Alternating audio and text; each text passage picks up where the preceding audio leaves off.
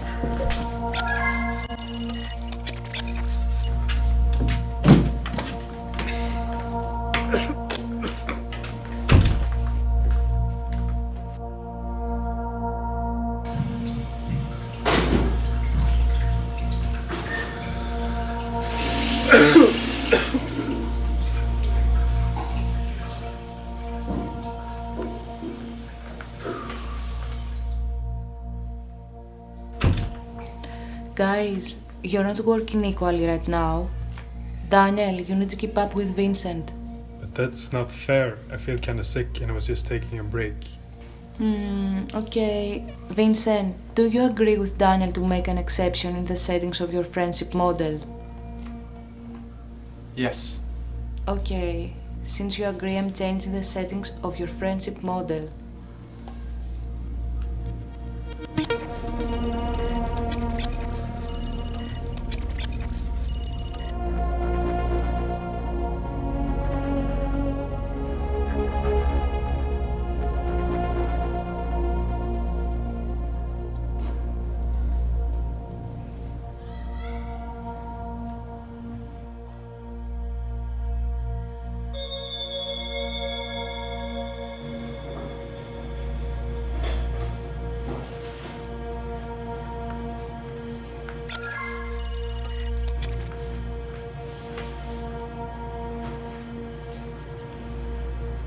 Daniel, why am I doing all the work in our apartment?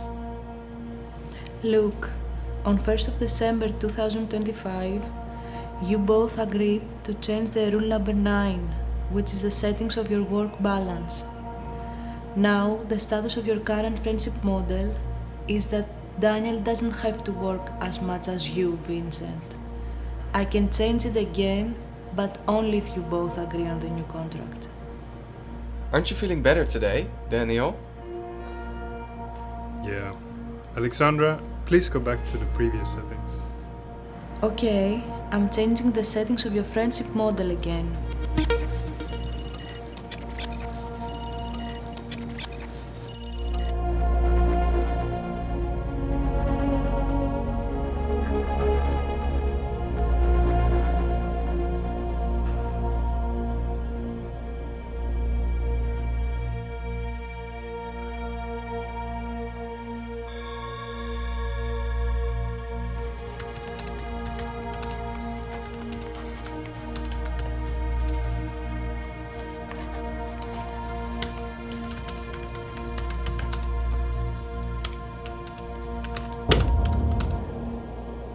Alexandra, was that you?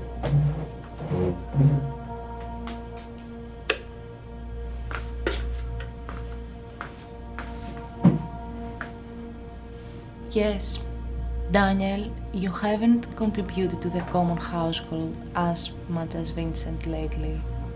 Therefore, I cannot allow you to use any more electricity this week.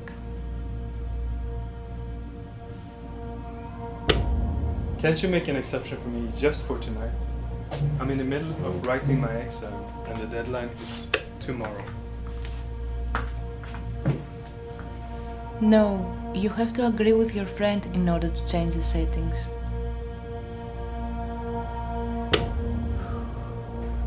Alexandra, come on. Vincent is sleeping. I can assure you that if he was awake, he would agree.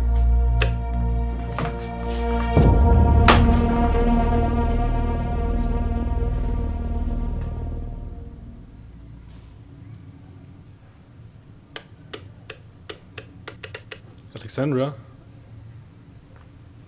Are you here? Alexandra, did you go? Alexandra, are you coming back? I'm sorry. Alexandra?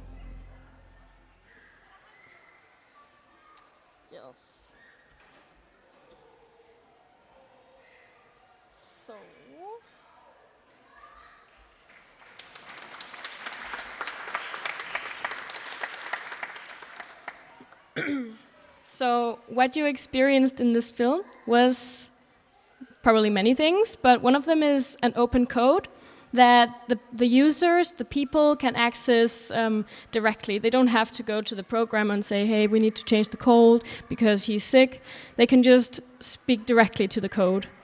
So in a sense, the code is open. But that also means that the law is open, and it makes us, then we can reflect upon, do we want the law to be open?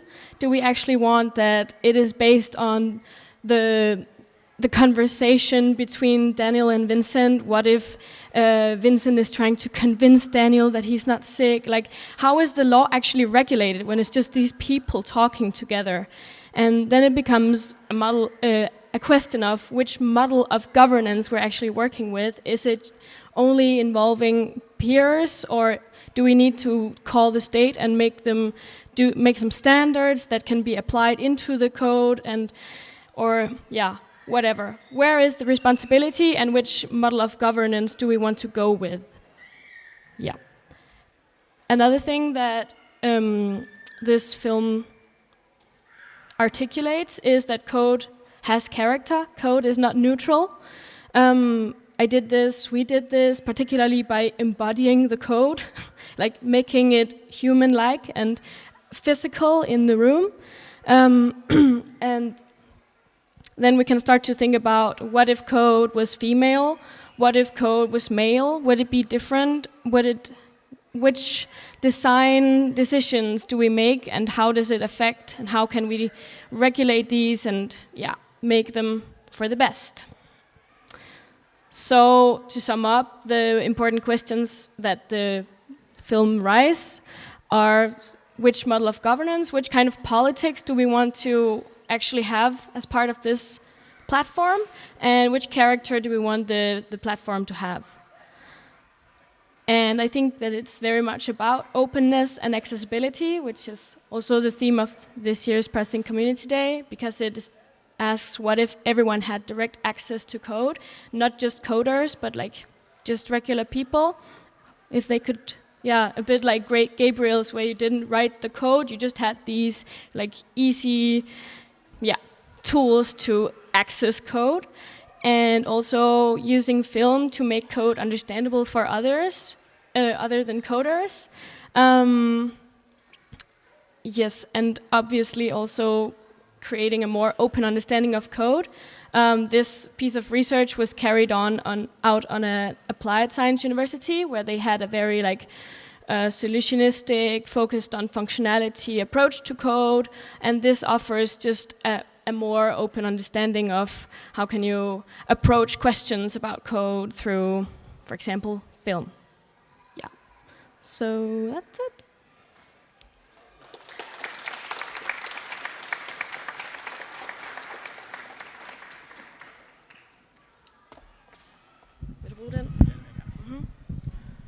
Thank you so much to Anna Brynskov for this lovely presentation of her film and project.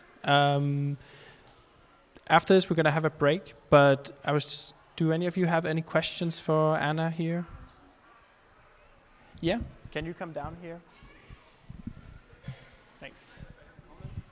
I really like the tension in the video about the social maintenance code, which was impersonated, but it was a social construct between the tenants of the flat, I guess.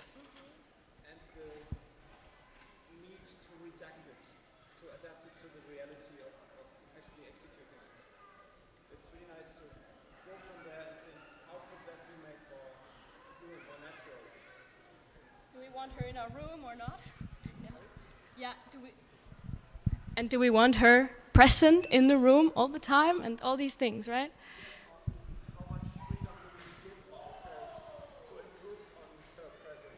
Yeah. Nice.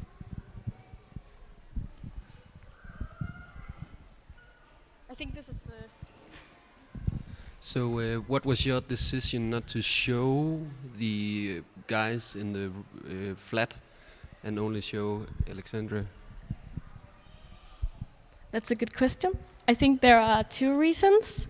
The first one is that we wanted to focus on the design, the platform. So like narrow or shape our focus to that thing, her. Second, it gives her a lot of power.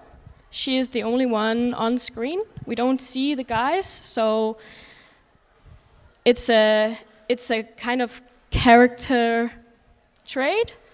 Can we change the power relations by maybe showing the guys' faces? Maybe it would be more equal if we saw them. And actually third, it was a bit easier. Then we didn't have to direct. I didn't have to work with 3 characters or actors, just one. But the 2 others are, of course, more important.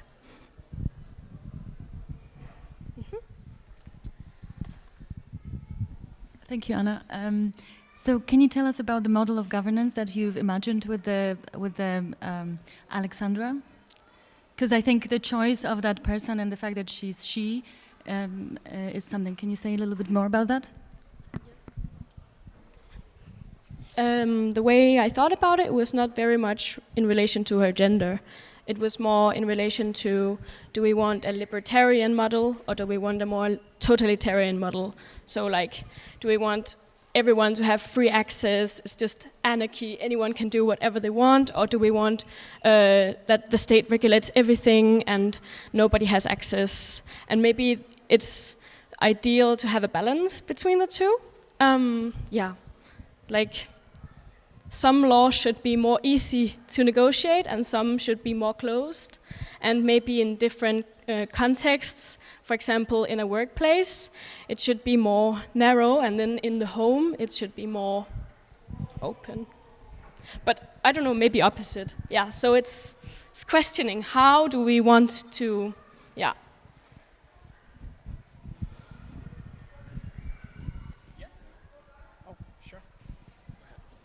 I like that you include the idea of state behind it, but because law is like regulated by a state in our current society, but of course this kind of future scenarios kind of change that narrative.